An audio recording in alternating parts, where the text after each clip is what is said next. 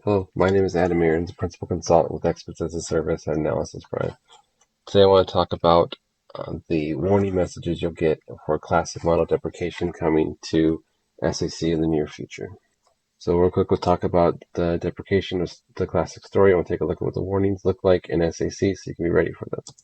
So the first warning you'll get is in any new story you try to create. You'll see a warning for the classic stories. User will be asked to consider the optimized experience instead, as that is the feature of SAC's development.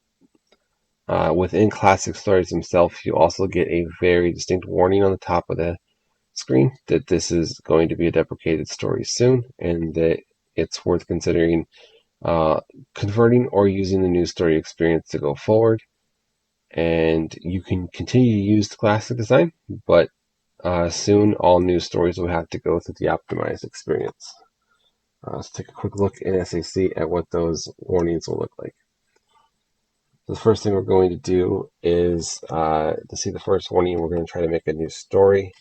So we'll go to stories and we'll hit open a story type. And on the story dialog box, you'll see down here next to classic design that it's being deprecated, and the reason for the deprecation is given right here. Alternatively, if you have a story already created, which I have a classic story created on my model, is we see up here the deprecation warning, and if we drop down, we see that this is going to be this model, the story type will be phased out, and that all new things will need to go to optimized design. So you'll see these warnings in this version in new releases coming up, and they'll continue to give this deprecation warning until they take classic story out of SSE altogether.